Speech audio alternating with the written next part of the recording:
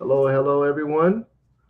It's another great Wednesday. Thank you for joining us here. We're here every Wednesday, 6 p.m. Arizona Mountain Standard Time.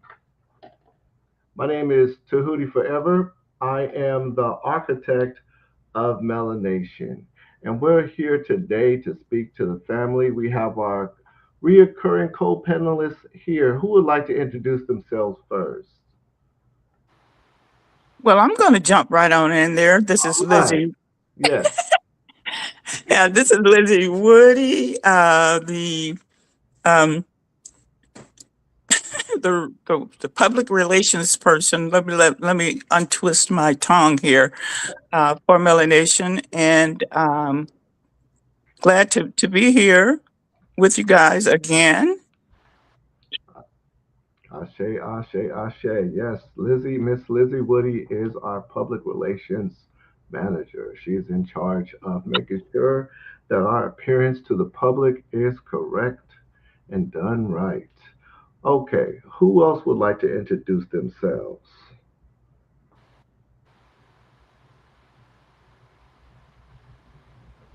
All right, I'll jump in. I am Unity Unique from Phoenix, Arizona, and I am the founder of the Art of Forgiveness. And I am here with Melanation, all about community, and I do outreach. Yes, indeed. Yes, indeed. Last but not least whatsoever, Miss Tanene.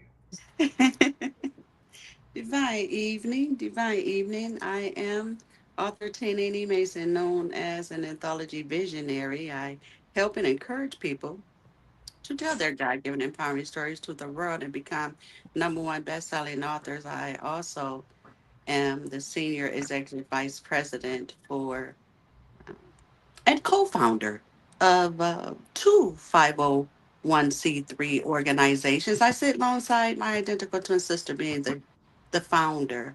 And here at Melanation, we're building our own tables. We're really encouraging the world to come to our tables that we are building, and it's all about unity. For sure, I am. It is an honor and pleasure to be a co-host here in this palace, for sure. Ashe, Ashe, Ashe. Ashe. Not Shay. All right. If someone can let the audience know where we can be found here. Well, every Wednesday at 6 p.m. That is Mountain Standard Time, Arizona time. On our YouTube channel, which is Melanation app. That is our YouTube channel. Um, what am I missing, you guys? Um, Yes, indeed. Weekend where they So could find us at, where they could find us at this weekend. true. oh, okay. Yes. This weekend, which is the 18th of April at 11 o'clock, we will be a part of Fam Blam. That is a community organ. It's a community event that's being held at Hermoso Park, which is on 20th Street, around 20th Street and Southern Avenue. And it's going to be, uh, we're going to have the vendors, they're going to have food, they're going to have speakers, um, places where the kids can play. But, we're looking for you guys to come out and see what we're up to because we are going to be a vendor there, if I didn't already say that. And we're looking to connect with the community so you could figure out, so you can know a little bit more about Melanation app and what we plan with you in mind um, going forward. So please come out and join us. Ashe, Ashe, Ashe. We can also be found on our website, which is melanation.co. So we can be found on YouTube under Melanation App, Facebook under Melanation App, Cash App at Melanation App. We can be found at melanation.co. You can reach us at either of those platforms. That being said, let me go ahead and play our little commercial here. The emergence of an inspired event is now on the move, requiring all hands on deck. So here's why you should share. We have substantially invested in a systematic approach to Black economics. Our mission is to empower and uplift our community, both online and in the physical world where birds fly. Interestingly, your monthly vote steers the direction of the company. Introducing Melanation, a cutting-edge TV and an internet platform. It's making its way to the world stage with over 400 pages of state-of-the-art features.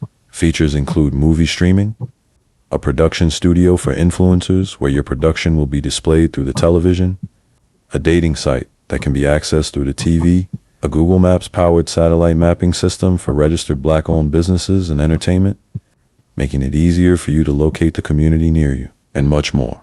We're bringing everything the community needs under one roof in order to build the proper infrastructure across the nation. Learn more on the Facebook page, family. Shay, that's the project that we're working on. That's our main project, which is the Melanation app. So if anyone would like to explain to the audience, why do we come on here every Wednesday at 6? What is the purpose behind that?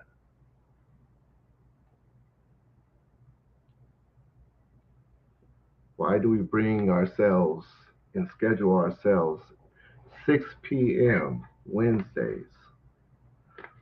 Well, the reason why that's done is so that the community knows exactly where and when we are. Because we have to keep our ears open. We want to communicate with the community. We want the community to know what's going on with us, give them the updates, as well as receive updates from the community. That's what this is all about. The app is going to be launching September 15th of 2027, and we're making moves in order to expand the app and go in the right direction. Also, I would like to add to that, if you don't mind. Yes, Um, the Melanation app is a community-driven digital platform that connects people, businesses, and organizations, bringing information, resources, and opportunities into one place to empower, inform, and strengthen communities through culture, communication, and technology. Did you get all of that? yes, All indeed. Yes, indeed. okay, That was beautiful. And I know, Miss Lizzie, you brought up the Fam Blam, which we can be reached at here this weekend. absolutely. So it's the 17th annual Fam Blam, April 18th, 2026 at 11 to 6 p.m. at Hermosa Park. The address to Hermosa Park is 2030 East Southern Avenue, Phoenix, Arizona 85041. So that is where we'll be physically. And And just to add, excuse me, I'm sorry, just to add on to the fact that the Fam Blam is the, the the brainchild of Mr. Israel Roots, and he was our guest last week, so you may have seen him. A Ashe, very, very active community person. shout out to Mr. Israel Roots. Yes, he's been an active member in the Phoenix conscious community for over 17 years, and we are very proud of being a part of the Fam Blam, which he's been holding, which he's been hosting. Ms. Janvier, would you like to introduce yourself? Hi, everybody. I'm Marjorie M.J. Janvier. I'm the project manager of Melanation, and I'm the lead for Team MJ. And I'm happy to be here. What's going on, everybody? Ashe. Jay. So we're on this question here. What does Maafa mean? What's the meaning of the word Maafa? Who would like to take a stab at that? Well, isn't that the Reconstruction, like after slavery, how they did the Reconstruction of Black people coming together and commu- and making a community, just starting all over after slavery? Reconstruction, yeah, that is what reconstruction means. Is to rebuild. The word Maafa itself, the word Maafa itself is Swahili. It means the great disaster. That's Mm, what the word means. It means the great disaster, and our elders have determined to use that term to refer to systematic racism in all of its forms. So colonialism in Africa, that's part of the Maafa. The transatlantic slave trade, that's part of the Maafa. Jim Crow laws, redlining, all of these things is what the word Maafa means. So that's what it means directly is systematic racism and all the challenges that we've had over the years. And this is the post-Maafa reconstruction, meaning that after we've suffered through all this time, we're now at a point where we can turn the tides and we can take control of our own destiny. So when we're talking about reconstruction, because all dynasties throughout history has always had their ups and downs, and when they're down, they call it a reconstruction period, and that's all it is. You know, the melanated people in America have been down for the last over 400 years, and right. now we're in our reconstruction period. That's the whole purpose of the terminology post-Maafa reconstruction. Yeah, and this is a time that has been the best for any other times that they have been reconstructing. Now is the best time because we can reach all over the world. That's true. We're in a digital phase, the age of information. So we have a lot of power at our disposal. So when we reconstruct this time, we'll be a very, very powerful nation of Right. people. So what about Sankofa? Absolutely. What about Sankofa? Look, Saying look, look. I'm going to say, and you and the next person can give their definition. Sankofa to me, it says reaching back and bringing others as well. That's just my short definition. Ashe. Yeah, the direct definition of Sankofa is go back and fetch it. That's the direct translation.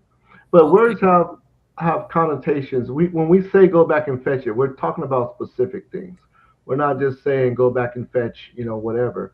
We're saying fetch, learn your history, learn where you came from, learn everything that got you to where you are, and don't forget it. Bring it with you. So when we're saying go back and fetch it, we're saying be true to your origins, be true to yourself. Sankofa. get all the important things and bring it forward. It kind of reminds me, it's probably have nothing to do with it, but it reminds me of the armed forces when they say no man left behind. So we're not leaving anything important behind. Ashe. This is true. Now, this is what I really want to focus on. You know, every now and then I learn new phrases, I learn new things about our history. But why are we calling our biggest um, goal melanation? Well, it's because it's about all of the melanated people. All of the melanated people have gone through something, and they had to be do a reconstruction. It doesn't matter whatever the color is; they've all gone through some of the same type of things. We're all different people, but we have the same type of struggles. Maybe not as long as some have, or maybe not as extreme as some have. But they've all melanated people have had a struggle. Ashe. So this is what I want to share this time around for this word, because we've gone by different names throughout the years, and I'm just scratching my head learning about the history, knowing about the history and how we allowed it to stay where it is. We have never been a community that named ourselves. Our names have Um, always come from the oppressors. Go ahead, Miss It's Woody. oh no, no, I'm saying no. I'm agreeing. I'm agreeing with you. I'm sorry. Ashe. So we've never named ourselves. that's So true. at this reconstruction phase, it's time for us to name ourselves. That's Right? all right. That's good. Yeah. Let, We have let me, taken control. Yes. yeah, we should be able to take control of our own destinies, of our own selves. And I Let me personally feel that that's what we're doing. I say, It's all over the place. I'm seeing it all over the country. We are taking control of our own destiny, and we know us better than anyone else. so I'm making it a priority that we have the ability to name our own community. So let me share this here with you.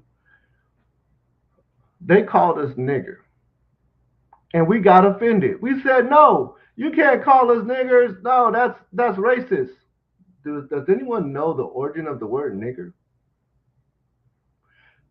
Now, I looked it up on the Webster Dictionary, and now I'll just Google it here. Check this out. The word nigger originates from Latin, from Niger, meaning black. Uh, Did you guys know the word nigger is just Latin for the word black? I didn't. I didn't. You, so No. we set up and we decided we're gonna use that as a word of endearment. No, we're gonna nigger. We're gonna call each other nigger. We're gonna drop the er and put an a on there. And so what we're good at is taking what's given to us and saying no, it's a positive. We like that now. So now we call each other nigger. But nigger just meant black. So how is it different when we allow them to call us black? If it's exact same meaning in their language, in Spanish, black is negro. It's it just means black, but we get offended when they call us nigger, right? Because the connotations that they have when they say it towards us.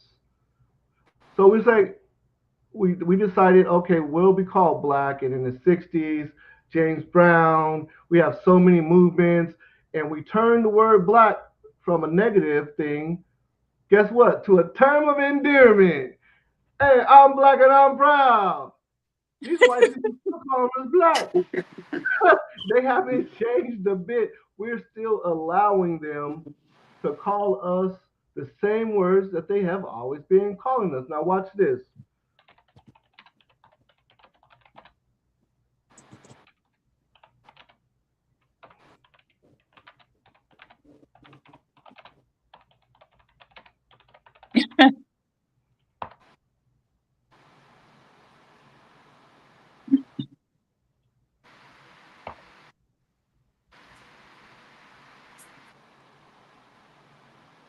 All right, so I'm not.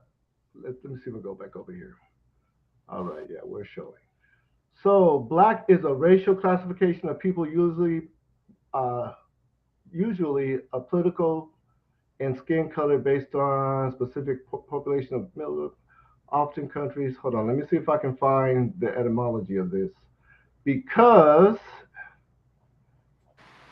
it's going to come out and say exactly the same thing as the word black it equals to the word nigger. It's exactly the same.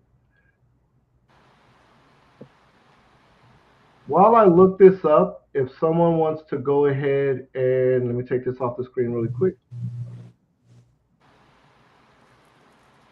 and describe our mission while I'm looking this definition up here. What is the mission? What are we standing for? What are we trying to accomplish?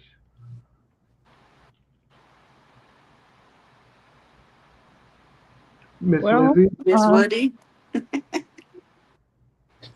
you said Miss Woody. I Yeah. did. I did.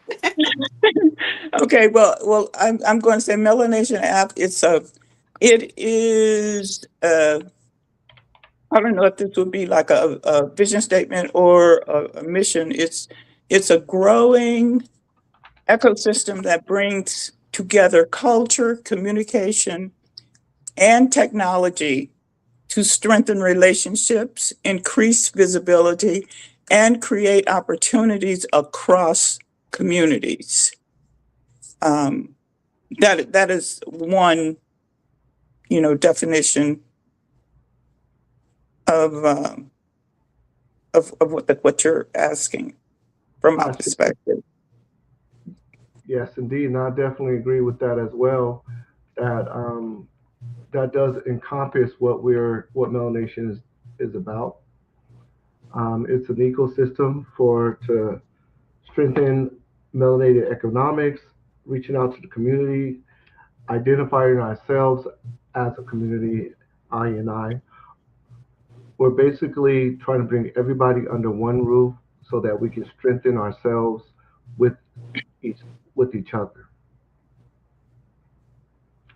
And to add So, on to that, we need the community's input, because that's what it's all about as well. If you're going to satisfy a community, you need to know what the needs are for that community. And we're giving ourselves enough time to collect all that data, to talk to people, to share who we are, and what we're trying to do, and get feedback from the community to say, okay, I see what you're trying to do. This is my input to how we can do those things, but we have to do them collectively. And that means community is involved as well. Shay, exactly. We definitely need the community involvement here. Without the community, without each other, there could be nothing done. We need each other to advance and work towards a greater goal, a common goal. Absolutely. And that's why we're out, we're hitting the street with Melanation app, getting it out there so people will know that we are here. We want you to, when someone say Melanation app, you say, oh, okay, I saw them, I heard them, I talked to them, and I like them. Okay. Yeah, our brand is important. That's the reason why we have a PR manager who knows what she's doing in the community.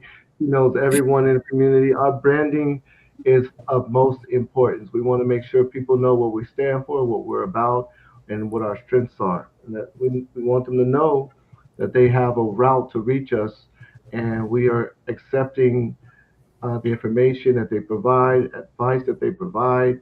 We're definitely willing and able to answer some of the things that's been going on in our community. So, but yeah, my system looks like it's a little frozen. I wasn't able to pull up anything else. I have a few pages going at the same time. But yeah, one of the goals that I have is to change the narrative, create our own narrative. The word black does not suffice as far as our community is concerned. Black and white both originated from the chattel slavery when they decided they wanted to classify certain people to determine who's going to be enslaved and who's going to be the slave masters. And that's not a name that I would like to call myself by. That's not an empowering name. In fact, it's a disenfranchising name. Um, they also call us things like minority. When they group us together with other races that are not as prevalent in Phoenix, in Arizona, in the United States, they call us minority. But here's the thing. I mean, we can really look at these words. Minority means less than. So no matter what, they're going to call us by something that is derogatory. They can call Right. us word. There's different words other than an amount that they can call us by. But they just want us to. They want to remind us that we're less than them. That's it. You know what you are? You're a minority. And we're just like, yeah, I'm a minority. I'm less than you. You Yeah, know, and does the Constitution have that a black person, it takes one black, I can't remember how it goes. Something about one black person A equals drop of eight, whatever. 8 white people equals one, no, 8 black people equal one white person. Something like that. It's in the Constitution. I can't remember where. But one thing that I did like is in that movie Malcolm X with Spike Lee did that, and they show the definition of black and white. And the definition for white was pure or something like that. They were saying, no, there's no white people. They are not white. They are light-skinned, but they're not white. They're not pure and innocent or whatever that definition was there. And then when they looked up the word black, it was everything negative. So I guess that's why they call themselves white and they call us black, because it's a negative connotation with that. But white is pure. So let me throw this in. As far as melanin, now that is that represents the minority segment of society. Is that, the word minor? That's less than as well. Is correct? Just the So word minor, Right. and you're and saying then you mel, add minority onto minor. It's still negative. right? Yeah, right. Exactly. You're still talking about. You're still saying less than. That's what you want. The focus of the word minority is just less than. That's all. So reminding us that we're less than is a way to remind us that we're less than is to give us that as a name. It's like when you name, if you have the authority to name something, like you name a dog or something, you want to give them a name that gives them positive attributes, right? Or something that reminds you something about them. So they named us less than. Mm-hmm. That's what they did. You know Yeah. what? You're less than. We're gonna remember that you're less than. You're a minority. This is what they call us because they know better. They have to remind themselves that they think we're less than. They're trying to make us less than, but they know better. They know that Black people, the Africa is where everything started. There's no way you can take a white person and make a Black baby, but you can take a Black person and make any color. And that's where scientists have proven that's where life started, Africa. This is true. Yes, indeed. So at this point, we have reached our segment for a special guest called Melanomics. So let me go ahead and bring in our special guest. One moment.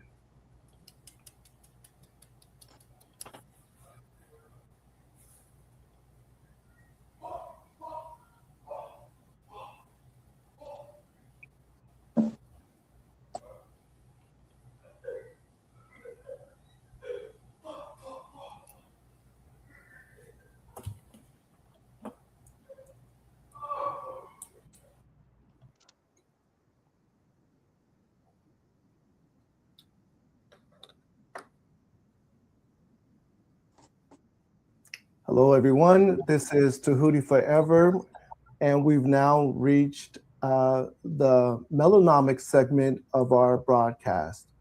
We have a very special guest here with us today, Baba Amani Abalanjo Bantu, PhD. He is a researcher, a visionary, and a practitioner.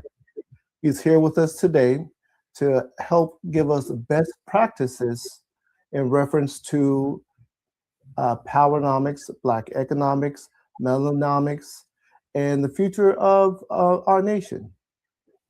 Let me go ahead and read his bio. Dr. Baba Bantu is an activist scholar with more than 35 years of experience in Pan-African transformation community work in South Africa. His area of knowledge includes education, epistemics, justice, leadership, innovation, and decolonial practices. In 2002, he founded Ibunashi Solutions, a community of practice specializing in African-centered education, learning, researching, and implementation of programs, which he runs together with his queen, Mama Tabago, and a big community of student teachers. His work is inspired by Black consciousness, Africology, Africology, cultural literacy, and spiritual practices. Through his work, he's been established a number of innovative, empowering youth, families, and communities. One of his Shabaka, Men of Africa, a platform supporting African men on journeys of self-injury, Anchoring his holistic leadership through intentional process work, Baba Bantu also holds a PhD in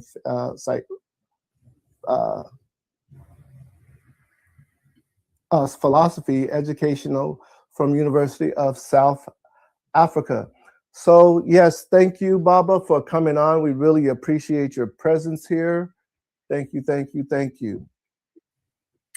Thank you so much. Greetings to all of you. It's a huge honor for me to be here. I greet you all. Thank you so much. And again, we also have Miss Lizzie Woody, who is our PR manager here.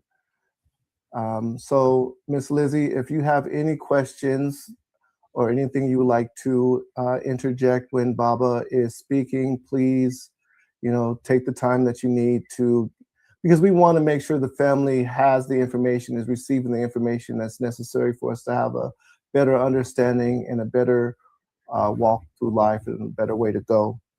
My first question, Baba, would be, what would you say is the most important initial steps to beginning the process of healing the community? Thank you for the question, Brother Tehuti Forever. I think where I would like to start is that I think it's critical that we know and that we also decide if and why we are a community. Because I think sometimes we may have an idea that we are a community.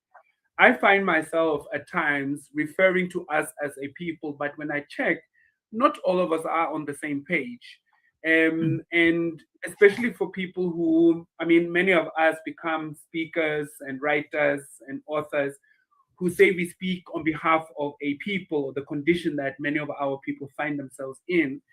And it is quite difficult to organize processes of healing if we don't even know whether we are a community. So I think that's number one, to know and also then to choose.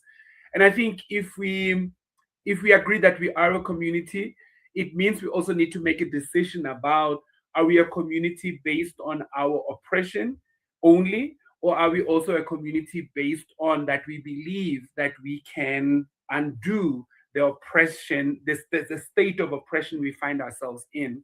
Because many of us do not really believe that. And I want to include in that even those who say they do. Because I suspect that as a people, and let me speak about those of us within our people who also are, well, they are knowledgeable, well read, know a lot of terminology and theoretical aspects of explaining our oppression. I'm not sure if we all really believe in our power and our ability to liberate ourselves. And I think that's quite important, because when you engage in a healing process, you also need to have an amount of faith that this is actually going to lead somewhere. We're doing this for a particular reason. So I think there's a few things we need to agree on. I'm not saying we should sit and wait for it, but I think it's important that as we engage with our people, also check that. And I think representing a community here in South Africa, Ebukosini Solutions, which we started 25 years ago, it's a community-based organization. And I must say, one person that I learned a lot from his writings and teachings was Honorable Marcus Garvey. And one of the things that I really studied about him was that he was somebody who could read in between the lines. A lot of the things that he started to do for and with his people was not necessarily things that people said to him, we want this. But he read between the lines and realized that people had a spiritual urge. They had an urge for understanding Blackness. They had an urge for understanding descent, history, economics. And he then engaged people in something that, through a consciousness journey, they began to understand that this is really what we need. So I think that's an important part, especially for those of us who want to do something for our community, that we also read between the lines. Ashe. Yeah, Honorable Marcus Garvey, that's one of a very powerful influencer of mine. His movement, influenced, was one of the original movements that pushed everything forward. Now, you did mention a couple of situations or different type of people or different banners that we can fall under. What would you say is the best identifier or the best way to create the movement? What would the banner or the flag be? It's a simple and difficult question at the same time, and I'll explain why I say that. I think we have for a long time as a people, and the people I'm speaking about are those of us who are of African descent, are Africans, are Black. We have walked a long journey with different terms, how to describe ourselves. Is everyone who looks Black African? Is everyone who claims to be African and so forth? And I think we are one of the really few people on the planet that struggle a lot with how do we identify ourselves. So in my practical navigation with that is that I look at my people and the marker for our people, everyone who is, let me see, of African descent, because I'm talking about a timeline also of a people who once had certain characteristica and the descendants thereof. We know that over generations, there are other people who have come to the African continent. There are other people who claim a certain Africanness, but I'm Right. talking about, let me say, the original African people and their descendants. And for me, we could call it melanated, but I think the question I would have with that term is that African people are not the only ones who are melanated. And I want to work specifically for people who are Africans and African descent. I think the beauty of melanated is that it speaks to equality beyond race. It speaks to spirituality. It speaks to a certain power that many of us have lost because of the confusion that we have gone through. But I think I'm used. So you could criticize Africa. You could criticize the term Black. But I live in South Africa, and right now, those terms are quite significant in describing certain experiences. So we are an African people who come from African languages, we come from African cultures, we come from African expressions that are deeply rooted in a land, in a geographical space. And land is very, very important for the African identity. So I use Africa, although it could be a contested term, you could discuss it back and forth, but it means something when I want to explain something about what we go through right now. And although I'm not happy with the term Black, because I feel it's a reductive term. It speaks to a complexion or a color, when what I want to accentuate is spirit and wholeness and holistic life and so many other qualities.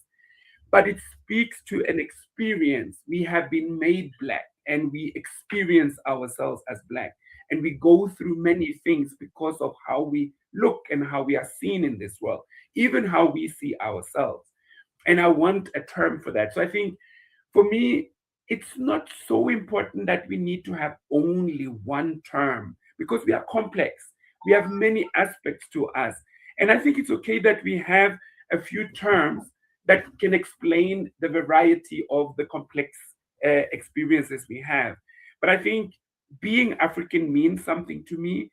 Being African means something, especially on the continent. And I believe it means something in the African diaspora as well. Ashe, I definitely agree with everything that you've mentioned. And as you were speaking, like you were saying, that there's so many things that can be contested. There's so many things that points of view that other people may have. And it's important. Terminology is definitely important. And I like the fact that you opened up the idea of having multiple terms instead of just one overarching term. And I definitely struggle with terminology. You made some really good points when it comes to melanated. The focus that I would like, one, Africa, I agree with the term, using the term Africa or African, being that it ties us to the landmass, which is empowering. I definitely agree with that. Of course, there are going to be those who are going to disagree about being from Africa or African origins. And it also brings up the questions because I believe all human beings come from Africa. So when we're speaking about Africans, we're really speaking about the more modern time after the transatlantic slave trade. So if we just go from the transatlantic slave trade to now, I recognize that there are a lot of people, dark-skinned people in other countries who've been in other countries who are also oppressed due to their melanin. So the melanation will still include those people who are oppressed, who were not from Africa within the last, hundreds of centuries, but they were still subjected to racism, systematic racism and oppression, and they are still originally from Africa. So yeah, there's so many things, and that's why I posed the question as which is the best banner? Like, what is the best terminology that we can use that would encompass the people who've been oppressed based on their status? That was the focus of the question. And I think we could probably talk about that forever. That's true. That's true. But as long as we know what we are referring to and what our priorities are, I think then at least we have a functional language. Correct. So, what are other challenges that the movement may have to overcome before we can become successful? So I think I mentioned something earlier about that we need to know and understand and choose whether we are a community and whether we want to work for us. Not everyone wants to work for us. Some of us want to not necessarily stay and remain us, and which is kind of understandable in one way because we are a people who have been marked in very violent ways. We have become targets for violence. We are invadable. We are overrulable. We belong to nations and land masses and geographical spaces that a number of powers in the world feel that they can invade. They can choose who's going to be our president. They can do a lot of orchestration about our sovereignty. And I think that also then means that some of us become very tired of being us and almost hope that we could be something that is not us. I'm just trying to explain that although I don't agree with it, I do understand that that sits at the bottom of anti-blackness that we have also absorbed. But I think a challenge is that also some of us are a bit naive about how have we become the way we are now. Why do we sit so powerlessly very often? Why do we even have to have the conversations we have right now? And I think sometimes we become a bit naive about the system that actually keep us divided, because our division, there are a number of powers in the world that benefit from our division and our disagreements and our conflicts, and us focusing more on our internal turmoil than actually bringing down the systems that keep oppressing us. So I think the mindset or us seeing that is a problem to how we can overcome that problem. I think also it's important to remember, you mentioned that the way we identify ourselves now is kind of a new invention if you look at the history of mankind. And I agree with that. But it's not just only that it's new, it's also that it's a response to horrible acts of terror that I have been say, mounted against us. And I think that's important to remember. I don't think it's important to talk about it every time and all the time, but it's important to always presence it in our conversations. Because it's not just that we are desperate for identity, it's not just that we are hateful against other people, it's not just that we want to talk about color and complexion, but we have to, because this has been mounted on us and we experience it every day in different shapes and forms. So it's also about how did we become this community that sits with a number of similar challenges and also looking for similar type of solutions. I think also we have a leadership problem. A number of our leaders, and I think it's quite visible on the continent, but I would say it's within the global African world, that a number of the leaders that sit in positions that are supposed to take us forward often sit in very strong and close proximity to the people who want to continue to oppress us, or conduct themselves in quite westernized ways. And that also it holds us back.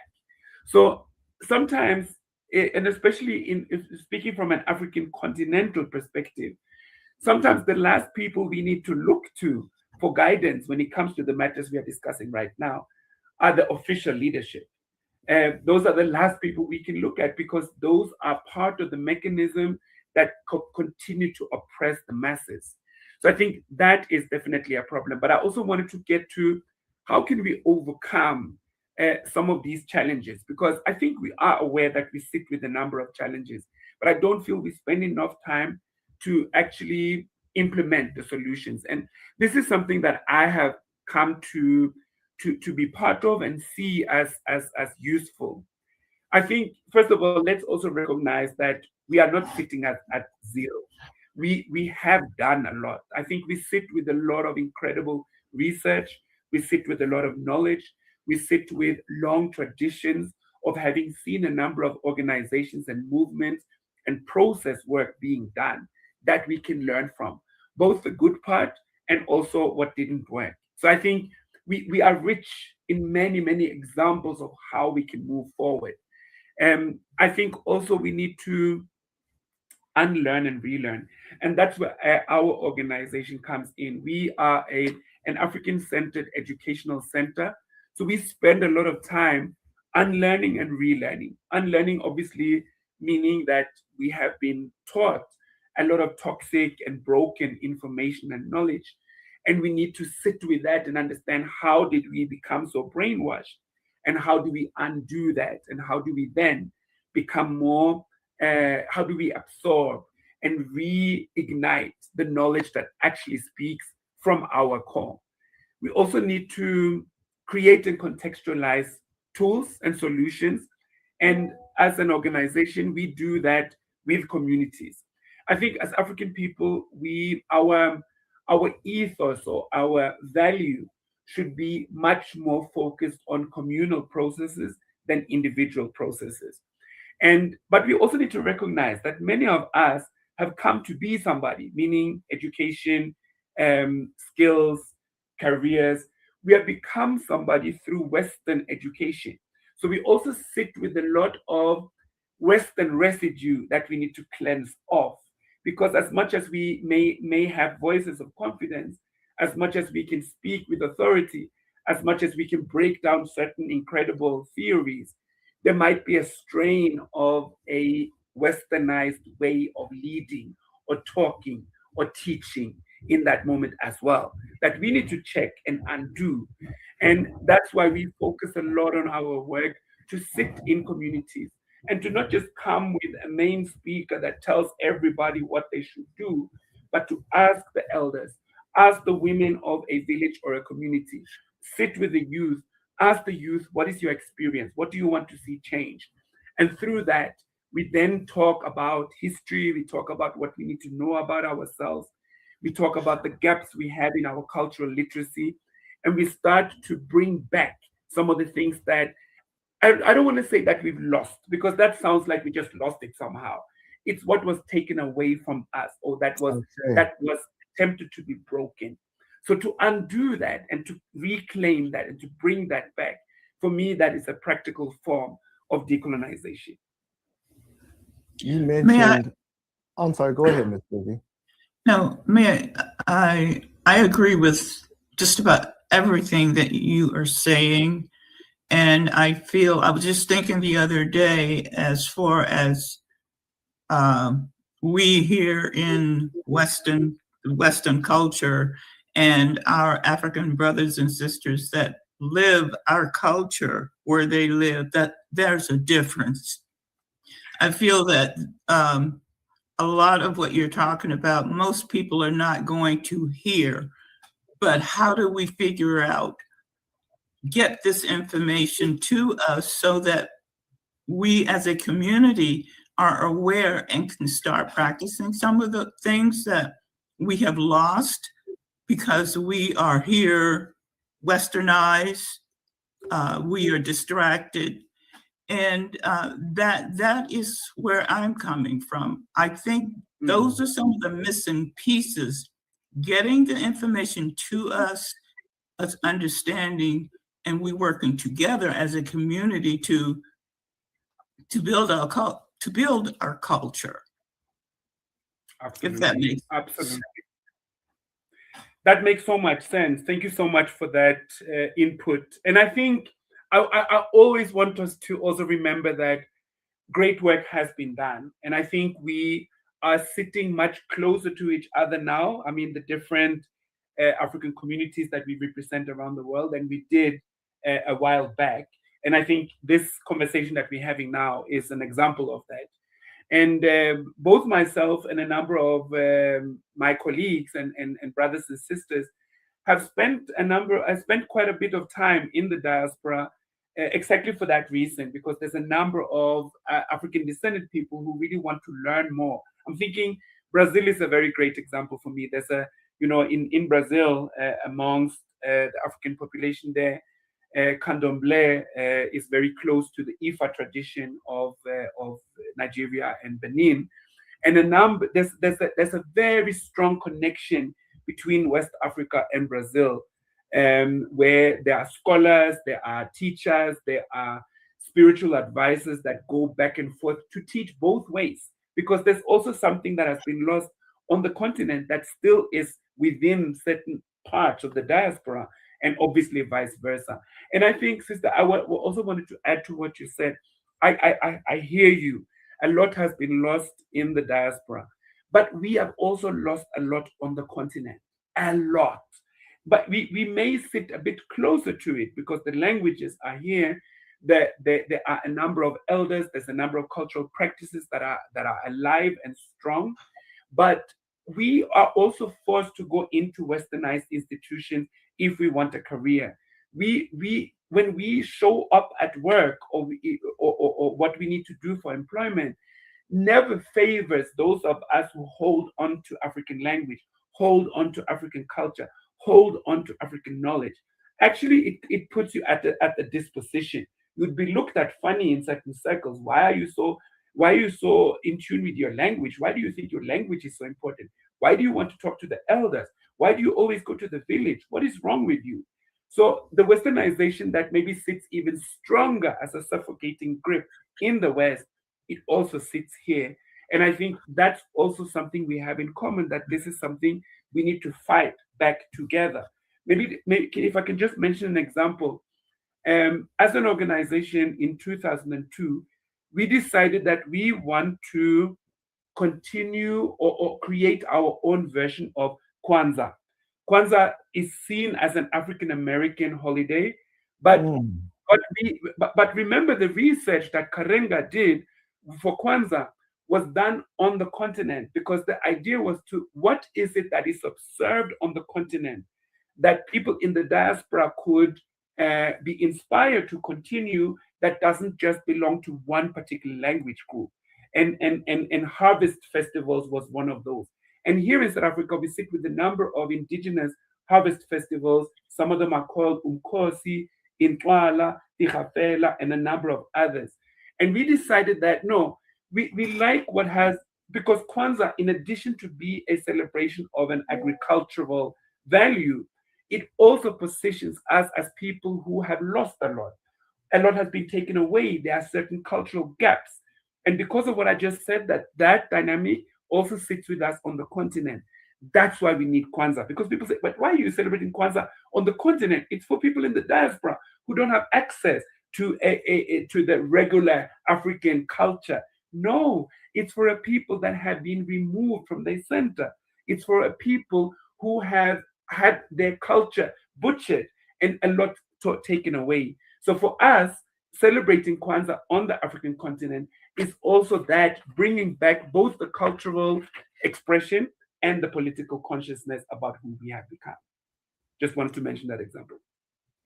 May I add this? As you're speaking of Kwanzaa and the fact that I would say most of us do not or have never heard of Kwanzaa, but the principles of Kwanzaa represents our daily existence, and which means to me and probably to others that we celebrate Kwanzaa every day. It's not just for December or whatever. The principles of Kwanzaa represents daily lives for people, and that also is an opportunity.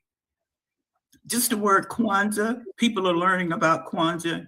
That is one way of getting it out to people. That's right. Absolutely. If that makes sense. No, I completely agree.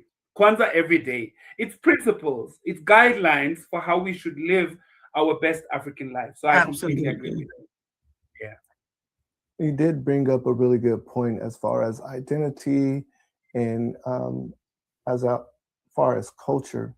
Like if we're creating a system for one particular culture, or is it based on the landmass? Is it based on, these challenges are something that we really need to overcome, because we take the jewels and we build the structure based on what's best for our community globally, but also based on, the community starts with the family.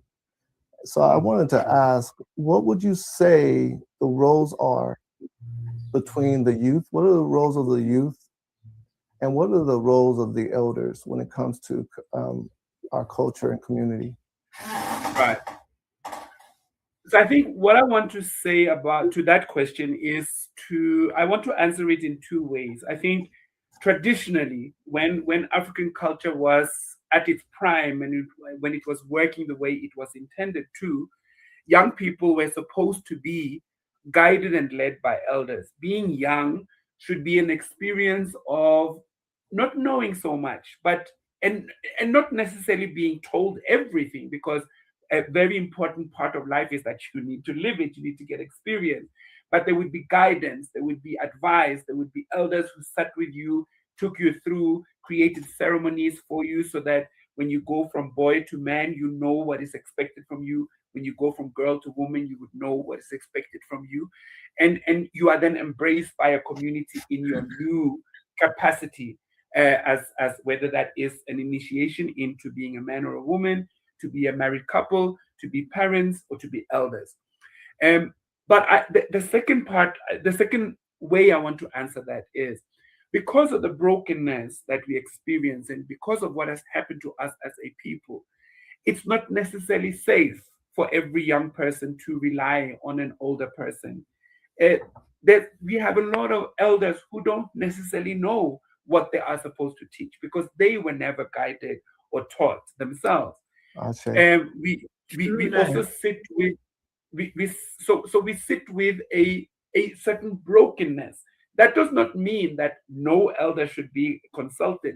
I'm just saying it's not an automatic thing that just because somebody is older and has more life experience, that they can necessarily be a good guide. So I think we also need to look at that, and we do a lot of intergenerational work, because I think in our indigenous ways of expressing culture, there would be spaces where young people and older people could talk together. I think we are all concerned about societies, both on the continent and the diaspora now, where we see that sometimes the elders are in some rooms and the young people are in other rooms. It's uncomfortable to be together. Some young people don't want older people to speak to them. They feel it's awkward. They feel they're just being told all the wrong things they are doing. They don't feel okay with it. Some of us as elders, we become a bit provoked because we feel that young people they move with a certain arrogance, a certain attitude, a certain way, and we need to tell them that they are wrong. So these dynamics are not easy. Sometimes they become quite violent, quite separated, and awkward. So for me, it's important that we now sit together, because one of the things I realize is that when we bring young people and old people into a room, in the beginning, sometimes there's this jittery experience. The older people are looking, why are all these young people what are they doing here? And young people are saying, oh my word. Now we're going to have all the old people telling us that we're wrong, we don't know anything, we are only on TikTok, and all those judgmental comments. But then when we guide that conversation, you will find that both the youth and the older people are sitting at the edge of the seat, because they get insight into how the other part of their community actually experience the world. So they get to hear elders talk about their life experiences, and what how they sometimes failed, sometimes they didn't live up to the expectations, sometimes they had to work through horrible problems. And young people start to say, oh, but I can relate to that. I never heard older people speak like that. And also vice versa. Older people get to understand, oh, but young people are behaving like this because they are under pressure. It's tough out there. They are responding to dynamics that we were not even aware of, because we don't experience the world the same way. So, in a long way, I'm trying to say we need to create spaces where young and old can listen to each other, learn from each other. And that's when the respect comes. Because what we see in those conversations, when we then have a break, young people, they really sit with the greatest sense of humbleness with elders and say, Baba, thank you so much for sharing with me. Mama, I was so inspired hearing you talk, because they can see that this is a loving experience. And I think we need to get back to that, not just criticize each other. Ashe. Ashe.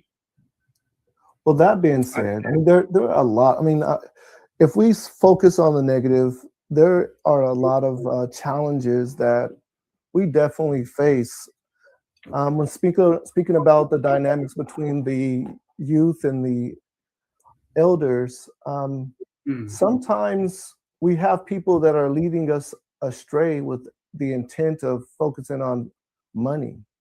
And sometimes that's an internal, that's our teachers and our leaders who found an area where they can exploit us.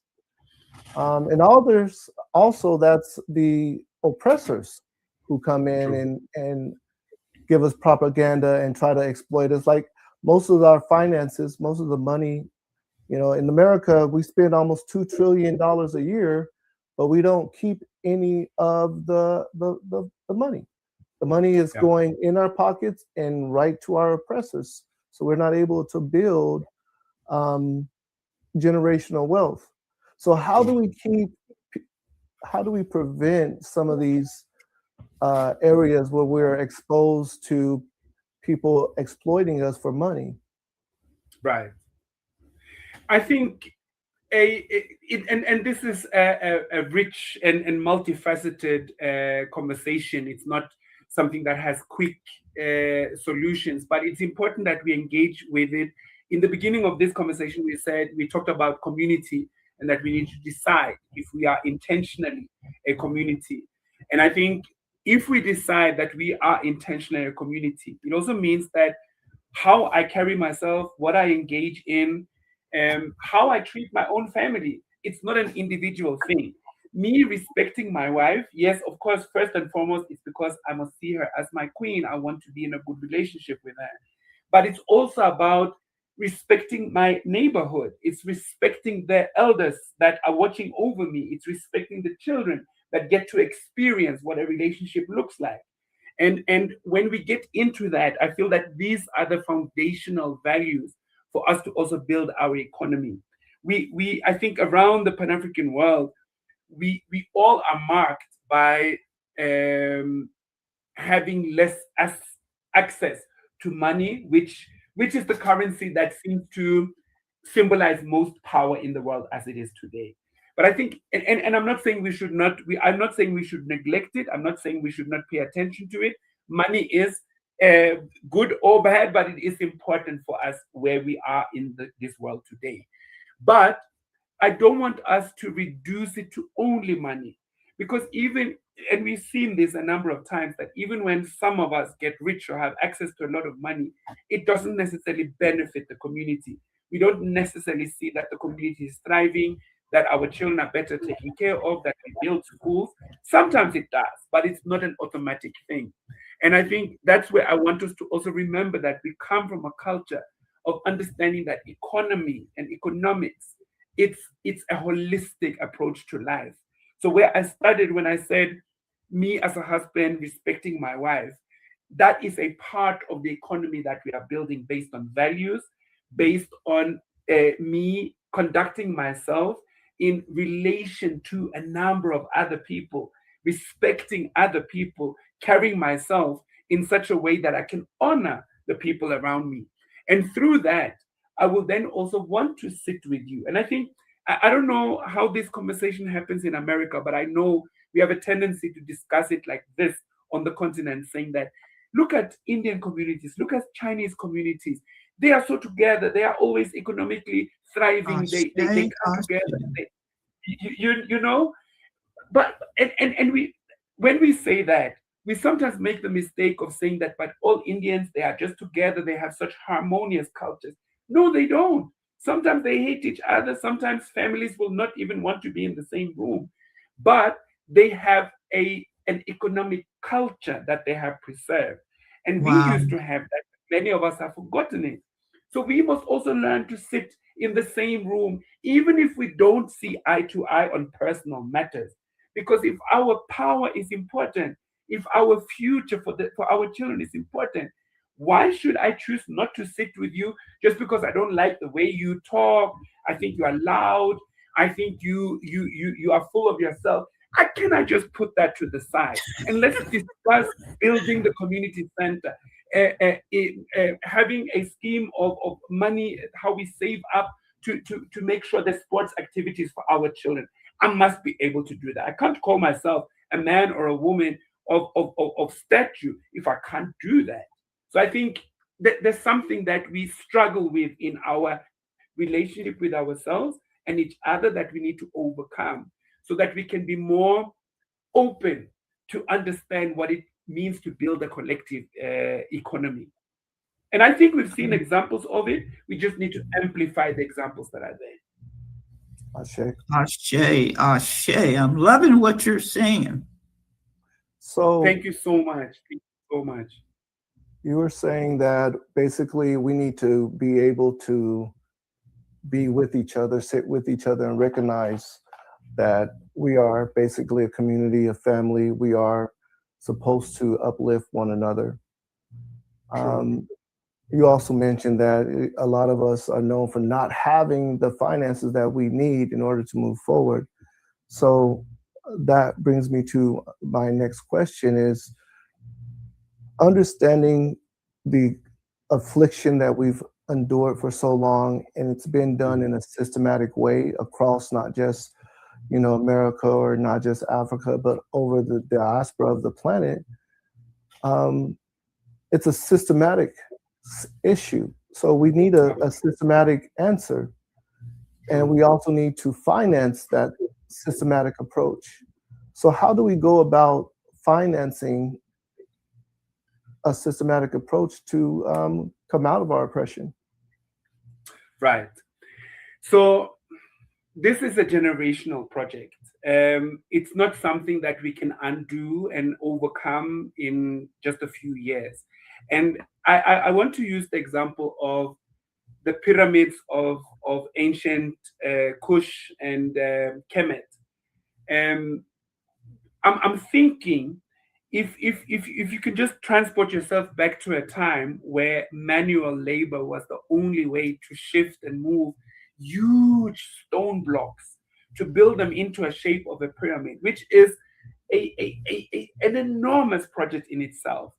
Thousands of people working on the same project, maybe some through their lifetime, some being part of the project, not even seeing the finished result, and still doing the work.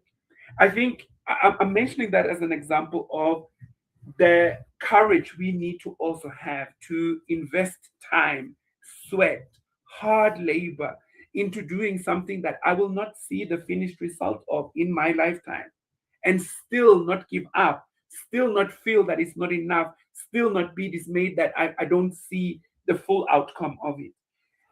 So what does that mean in practical terms?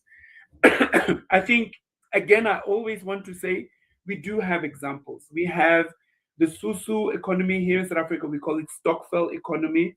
And I know that some in the African diaspora also practice it, where people come together and save up. They pay into a pool, a monthly contribution, and then at the end of the year, they take turns who can take out a larger amount of money. And this helps people because often when you want to build something on your house, when you want to buy a car, whatever the case is, you can't just have a little bit of money. You need to have quite a substantial amount. And many of us cannot get that substantial amount quickly. But when you circulate that payout, one after the other gets an opportunity to have access to a larger amount of money. I'm just mentioning an example of an economic power model that helps a lot of our communities to invest, to buy, to prosper. That's an example of things that we can expand on and continue to do on a larger scale. I know that money is very difficult for us, and I want to say this, both for the continent and the diaspora. I don't know if you've thought a lot about this particular thing, but I think part of why finance and money is also so awkward and difficult for us, in addition to the systemic oppression and poverty, it's also that we are within African bodies that once were sold for money. Like we were the money, we were the value in other people's economies. So I think part of that experience sits so strongly with us as well that it's difficult to just have a, how can I say, a neutral relationship with money, because we sit with it's the most painful experience that we collectively have gone through enslavement, through colonization, through apartheid. So I'm saying that not to say that we should then understand that there's not much we can do. I'm saying it that we need to understand how we need to move sensitively, because you know how we often break out in fights or conflicts or have difficult relationships because of money that disappeared, money that we feel somebody took, money that you were supposed to use for this, but now I see you have a car, I'm suspicious, what is this? And sometimes our economic projects end there because we can't get beyond the conflict. And I want us to, in smaller groups, I don't think we can start doing this with masses of people in the beginning. We must do this in smaller enclaves of people where we have certain guidelines. We have started to do that as a community of some families coming together to build a commune. So we own land together, we buy things together, we have a budget that none of us can overspend or spend differently. We meet regularly, we have a lot of management systems. And we are just 4 or 5 families. I mean, we are about 25 people. So it's not a huge community, but for me, it's an example of how I get to teach my children a sense of economic power. Because one thing these children get to experience on a daily basis is power. They walk on land that belongs to them. They are part of a community where every adult is their parent, every child is their sibling. And that in itself make them walk differently. So when they walk into rooms and somebody wants to challenge their Africanness or their blackness, they're not going to back down. They're not going to say, oh, I'm ashamed to be black, I'm ashamed to be African. They will say, let me tell you my story. Let me tell you what I own. Let me tell you who I am. And that sets us up psychologically and spiritually to also handle our power, our economic culture differently. So I hope I hope you're here. Yeah. I'm not trying to avoid the question. I'm trying to bring in elements of what I feel very important that we also bring in when we want to build our economy. Beautiful, beautiful. Let me just say this. I love what you just said because, and that's more of a cooperative, I would say, model. Absolutely. And I know a couple of people that's doing that, and that's something that we might want to check into, taking ownership, membership, pooling the monies together to help for resources to resolve our internal issues or whatever the case may be. I love it. Thank you. Thank you Exactly. so much. Now, that being said, I want to bring to the forefront of our minds the direction that Melanation as a company has taken. We've pulled together the finances that we needed to create a multifunctional app. The app itself is going to be one of the biggest apps as far as its functions. It's a social media app. It's something you can download to the television and watch movies.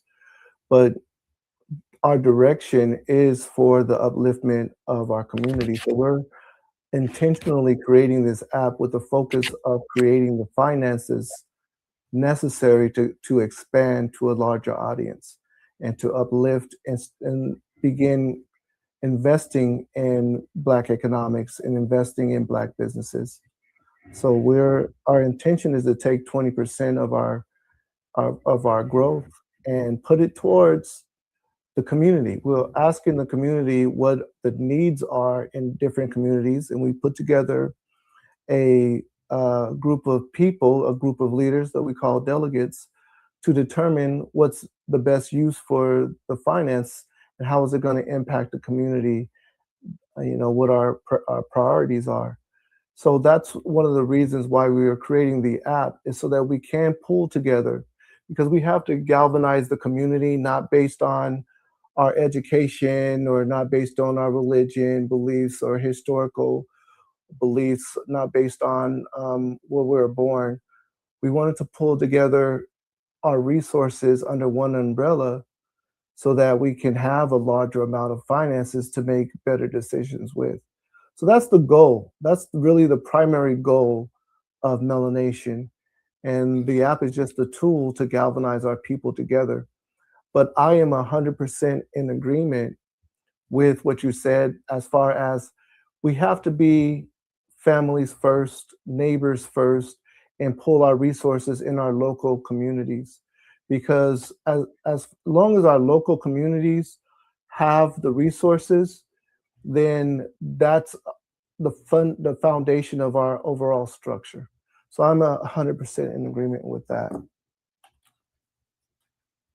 Thank you so much, and thank you for what you shared. I think that's amazing what you are doing, and let it continue to be a template for how we can pull together and rebuild our economies. It's important to remember that we come from great economic systems in our past. So this is not something that we need to do for the first time. But of course, there is a lot of brokenness. There's a lot of gaps that we need to fill and we need to heal. And I think that healing process is very important as a part of the process of also re-empowering ourselves. So thank you Yeah. for the great work that you are doing. It's really an inspiration.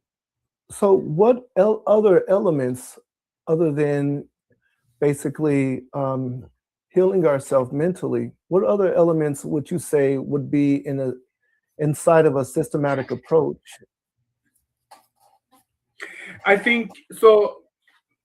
Interestingly, I think in South Africa, and I don't know what everyone sees when they look at South Africa from outside, but South Africa has a very strong political movement. Yes. I think sometimes that has worked very well for conscientization and understanding the different dynamics of the world, but sometimes it has also been used against people. And um, I think over the last 10 years, African young people, not only in South Africa, but have been through a political awakening and starting to see really what the dynamics of the world look like, how white supremacy is a power structure, how the Western world does not want to help and support African independence. Quite the contrary. And I think for me, that's an important element of the awakening, to understand. Steve Biko described it as Black consciousness, to understand that the way you appear in this world, even physically, means something. And it's not an individual thing, because you have those Black people who say, but I have never really experienced racism. It's not just about your individual experience. It's about you seeing yourself being part of a people that have been marginalized in a particular way. And that consciousness and awareness is very important if we want to have a systemic approach to how we empower ourselves and how we also react to those systems that are trying to continue to invade, steal, terrorize, and violate our communities.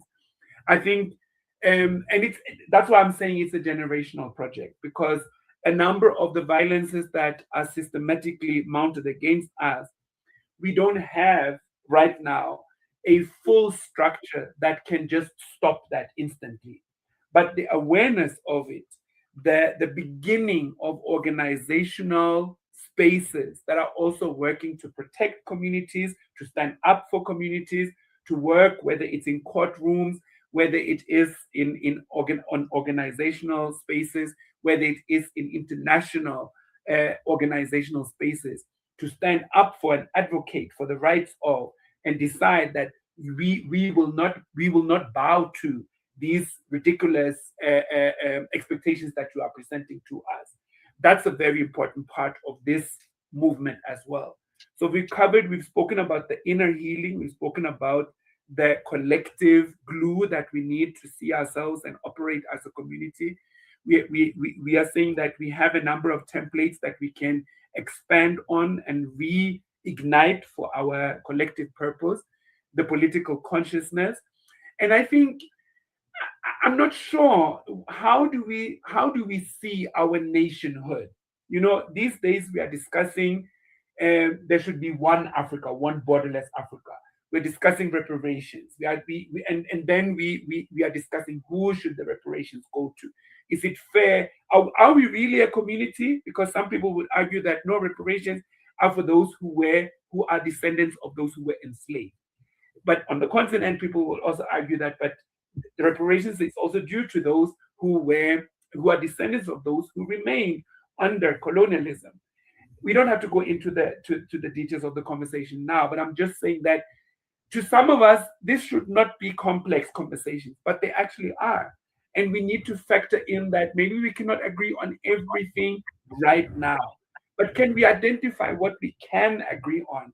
And for me, education is something that maybe not all, but many of us agree is important. And many more now than previously agree that Western education is not the best fit for an African child. That's a lot to agree on. So when we then talk about money, we talk about resources, we talk about funding. Can we intentionally build school systems and learning systems and curriculums and educate teachers for us to do what many other communities do? Jewish communities do this, Muslim communities do this, Chinese communities do this, because they don't trust any other cultural group to do the education for their children. True. And for me, that's a very important start. Education, because through that, you start to learn who you are, you start to navigate the world, you get to know some skills, how to operate. You still need to learn how the world functions now. But where does the African child learn? How can you navigate with this world? With this world being often against you, often ridiculing you, often mocking you. What are the skill set we want you to walk into this world with, so that you don't always have to just feel like you are punched in the face and try to act as somebody you're not. So for me, that's an example of something that many of us can agree on, even if we have some ideological differences, even if we don't agree whether we should teach spirituality or not. Let that be optional then. Like, what I'm trying to say is, it doesn't have to be so difficult. There's a number of things we can do, even if there are a number of other questions that we will still have to find the answers to as we go. Yes. dropped many jewels in there, especially in reference to the things that we need to keep an eye out on and how to build a systemic approach to the answers to these issues. Now, I don't want to let you off without asking you about this recent decision at the UN that Ghana helped to herald, as far as the statement that chattel slavery, the transatlantic slave trade, was the worst atrocity done to humankind. What are your views on that? Okay, again, I have a twofold view. I think in the positive light, I think it's something that many of us have advocated for, spoken about, been to meetings about for many, many, many years. It shouldn't be a strange thing to think about the world acknowledging that the slave trade was the worst crime against humanity. But I think as African people, we also need to remember that it's not just transatlantic enslavement. There were also trans-Red Sea, trans-Sahara. There's a number of other enslavements that are part of the bigger story seen from an African experience. And we also want that to be acknowledged. So, but having said that, so that's the part that I appreciate. But having said that, we also need to remember that this is set within systems that continue to thrive and operate based on our marginalization. So it doesn't necessarily mean that these systems, their intention is that now they will open up for justice, now they will open up for balance, now they will open up for the true story to be told. But we can use it if we can act collectively. Those of us who work within those systems, because as we know, there are some people who refuse to work in those systems, and that's okay too. Not all of us have to do all the same things all the time. But those who work within those systems, for instance, the legal fraternity, African-centered lawyers, there are a number of reparation cases for which this language is quite important to strengthen cases, to strengthen the narrative that some will say that no, but these things were done at a time when there were no laws against it. And what does that mean? It means that Europe didn't have a law against it. But our societies had laws. Africa had laws. So we need to amplify that voice and speak our truth. So I think maybe the important thing about what happened is what do we do with it? Because this is not something we should just sit and post on social media about. This is something we should now decide. Do we have a group of lawyers who are willing to work on weekends? Are we giving them some resources so that they can actually be practically working on creating precedences in legal systems in this world that we live, which of course is under Western law, for reparations, if that's what we want. So I'm saying two things. I think it's a small step forward in the recognition. It's definitely not a sealed case, but it's more about what do we do with that? How do we amplify that? What do we do practically if reparations and justice is something that we really, really want? Okay. Ashe. Thank you, Ashe. So that was the last question that I had for you. I mean, I really could ask you so many different questions, and you give answers with levels to it. And because there's levels to the solutions and the answers that you have, that always raises additional questions. So but I definitely appreciate your knowledge and your expertise that you've given us, and we have it on record. I want you to know, and I want our audience to know, that Melanation, our primary objective is to put together a systematic approach to Black economics. That is our primary objective. That's why we're having these sessions, so that we can find, learn, utilize any knowledge that we didn't have prior, so we can implement it and put our finances behind it. Because the more minds that we have come together, the stronger our system can be. So I just want to thank you again for coming on. You're always welcome to come on anytime. And, just let you know we really appreciate you. Absolutely. Oh, thank you so much. I am very honored, both by being invited and also to sit in a conversation with family members. This is a true experience of sitting with family. And if I can just chip in very quickly at the end of this conversation, that we also open up, we stretch out our hands also to the African diaspora. I think this is important to say, because there's this narrative out there that there's a conflict between Africans on the continent and African descendants. We reach out our hands and welcome African descendants back to the continent. And we are an organization that we may not promote this so much, but because we are a community, we often welcome people from the diaspora who are interested to understand more about culture, who may want to be part of an initiation, who may want to meet a healer, who may want to meet a community, who might want to spend some time in a village. Like, there could be so many different things.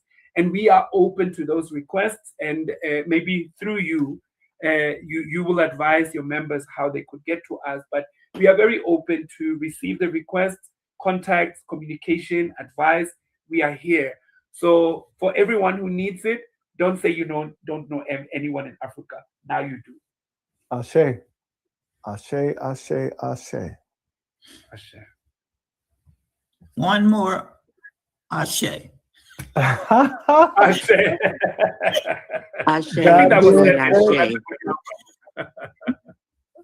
That being said, I want to thank everyone for tuning in. We are here live every Wednesday, 6 p.m. We look forward to seeing you then. Everyone have a good day, night, evening, because, I know we're talking to someone in West Africa right now. He's 7, 8, or 9 hours ahead of us. So have a good night. And here in Arizona, it's first thing in the morning. So going to have some breakfast. Thank you very much. Have a great day. Thank you. Thank you. Thank you.